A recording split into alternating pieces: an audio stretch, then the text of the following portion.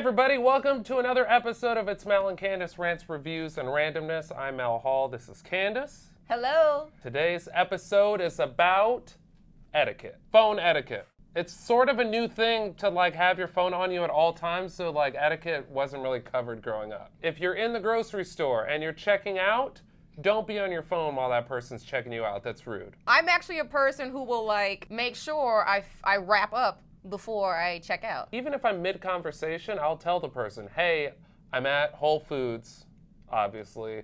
I'm about to check out. I'll call you right back. And the cashier 100% appreciates it. And the person behind you 100% appreciates Yeah. it. I feel like every time you see someone on their phone, it's because they need other people to think they're important. Right. Remember the Bluetooth? Text message etiquette. I'm fantastic with text, okay? I'm not one of those people. You're humble, too. I don't care. If I have my phone in my hand and I get a text, I will respond to you immediately because that's something else I don't have to do later. I'll just take care of it right now. But people use it as a power move now. They use it if they text you and then, or actually you text someone and then they don't respond for 4 hours. It's come on. You're doing that because you're obviously playing games. Right. And I'm not about that life. What you just described sounds like back in the old days when they were okay, that chick gave you her number, don't call, you have to wait 3 days before you call her, otherwise it seems desperate. No, I met you, I got your number, I really liked you, you gave me your number, I want to see you. If I call you and leave a message, that means call me back. Do not send me a text message back. That's some basic phone etiquette. What? You give the text back? What's going on? Well, I just called you. That's what's going on. Actually, I'll text back, hey, because I don't want to listen to your message. Why did you send me a text message to begin with? So another thing that I hate is just being in public in general when you're with a group of friends or on a date and you're on your iPhone. We all have that moment now in 2016 where you'll look up from your phone and realize, oh, the 5 people that I'm with are all on their phone. Why are we here right now? A quick Instagram, if something great happens Right. or something silly happens and you want to capture that moment and post it, that's fine. But don't be on Twitter, reading tweets, and be on Facebook, checking status updates. You know what I'm saying? While we're over here trying to engage in a conversation. Hello? You know, I'm over here trying to get to know you a little Hello? bit better and spend some quality time. Hey. But yet, Mom, I'm recording my vlog right now. Why are you whispering? really? You're just gonna, Yeah, I'll just call you back. I'll wait. Okay, bye. That was my mom, she called. I had to take it. Elevator etiquette. It's a thing, let's talk about it. If you're standing by the numbers, as people get on the elevator, it is your job to be what number do you want? As a new passenger on the elevator, I shouldn't be reaching across your body to hit the numbers. I disagree. Are you serious? Yeah, first of all, this is a problem that needs to start and end with the elevator company. They need to put 2 panels so that there's accessibility over here. Another person can come here and hit the panel over there. How hard is it to be hey, hi, what floor? That's not my job. I'm not an elevator doorman. Do I look like Harriet from Perfect Strangers? If I knew who that was, I would tell you. Forgot, he came from humble beginnings. Yes. You know what I hate? What? Is when you're outside waiting for the elevator and I've already pushed the button and then someone else comes up and re-pushes the button when it's already lit. That's not cool. That's an insult. Yeah. Number one, do you think I'm stupid? You think I'm just standing here waiting for nothing? And it's already lit. A couple of times when I feel I can punk the guy that just does that, I've gone, really? Oh, you say that's a bold move, and I like it. I'm all about bold moves. I only do that when I think, I stand a chance against a guy. So basically little kids when they go do that. Right, or a woman, an elderly woman. No, most women could still take me. This is true. Date etiquette. Etiquette. If I ask you out, I pay. Whoever does the asking out pays for that date. That goes for you too, ladies. I agree. Also, totally fine to use gift cards, coupons on the date. Whoa. Totally fine. Whoa. We were here with the right. Whoever asks. The gift card? Yeah. That needs to happen later, not on the first date. No. What's the problem? No. It is money for that restaurant. No. Do you like the food? Maybe. What does it matter how I pay for it? I don't want to. I don't want to see a gift card on the first date. It's kind of That's like. the thing. It's kind of like. But here's the thing: is because it's not your money. Someone gave you that gift card, so you're basically using someone else's money to take me out on this date, and you're saying you don't deserve my money, but my friend Kevin, he could take you on this date. I'd be like, all right, let's put me on a date with Kevin next time. That's a really weird way to think about it. I'm not a normal person. There is a gift card etiquette if you're going to use it on the date. Here's what you do. We're on the date. I've ordered some apps. We've had some wine or cocktail appetizers. Wine, cocktails, whatever. Cox, why don't you just abbreviate everything? Before the dinner comes to the table, before the main course comes, I will excuse myself. Excuse me, Candice. I got to go hit the head really quick. What Candice thinks is happening is I'm going to the bathroom. Now she's back on Bumble looking for other dudes, right?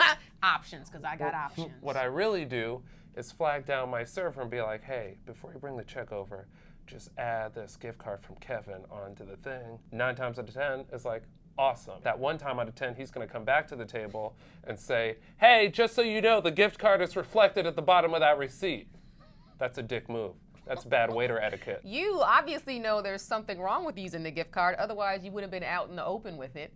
You would have been like, hey, server, I would like to pay for this with my gift card. No, but instead, you're being sneaky about it because you're embarrassed. Food in teeth. Yes. Etiquette. This is huge. Okay, everyone listen up.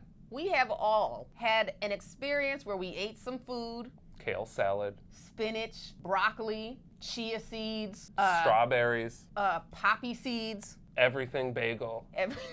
We've all gotten it stuck in our teeth. The proper thing to do when you see a person, especially a friend, with one of these items stuck between their teeth is to say, hey, you got a little something.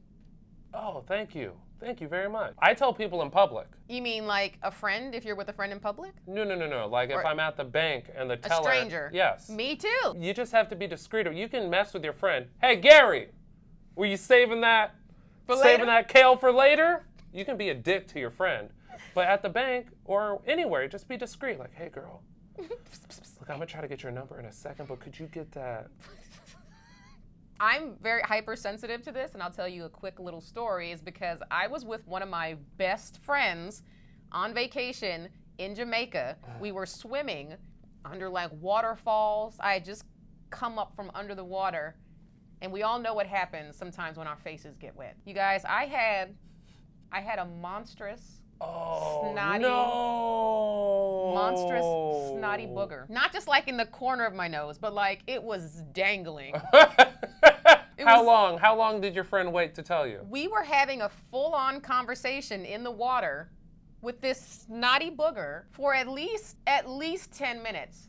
And then her boyfriend came up to me and was like, Candice, you gotta wipe your nose. When I went like this, I was expecting to see like a little, it was like, oh my God, oh my God, oh my God, oh my God. I've had a full-on conversation after lunch, and people are laughing in my face. These are friends, again. And then you get home hours later after interacting with, right there, front two. Like just covering your whole tooth. Yeah. And it's embarrassing, and you feel like when you see that, but then that's immediately replaced with anger. Like, why didn't anybody tell me? Road trip etiquette. And this is near and dear to our hearts because we spend a lot of time in the car. Boy. What is your biggest one? If you are a passenger, stay the awake. Rel battle.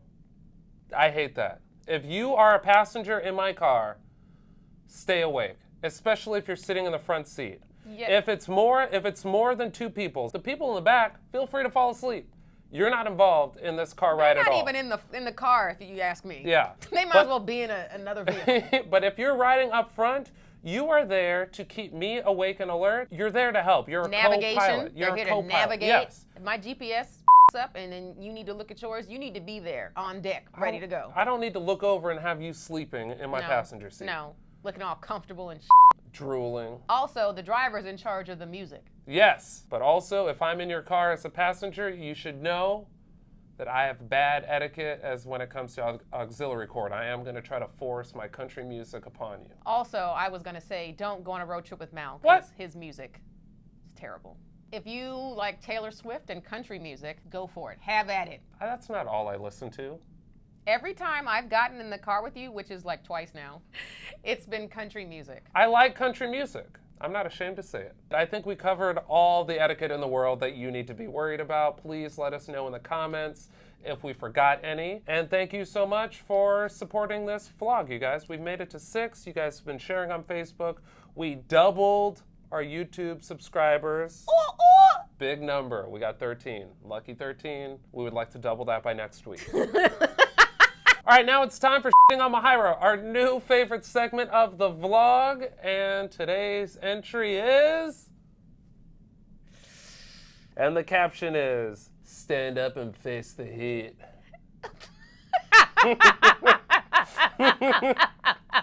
What do you think he means by that? I don't know. His shirt is off. I mean, he's That's ready why for the heat. It's so good. I don't even think he knows what it means. If you asked him what that meant, he wouldn't be able to tell you.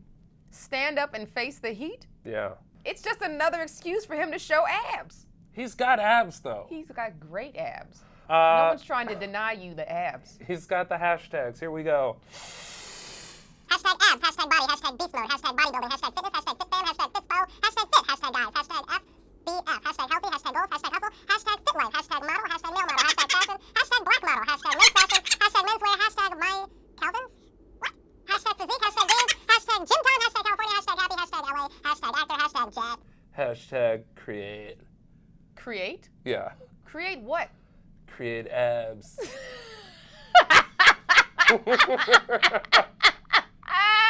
And that on Myra, that's my little brother. I love him. Make sure you follow him on Instagram at Myra. Thanks again for watching. It's Mal and Candice, Rants, Reviews, and Randomness. Tune in next week and every Wednesday. Follow us on Twitter and Instagram at Jokes by Candice and at Mal Hall. Thank you. Bye. Bye. Bye. Stop. Bye.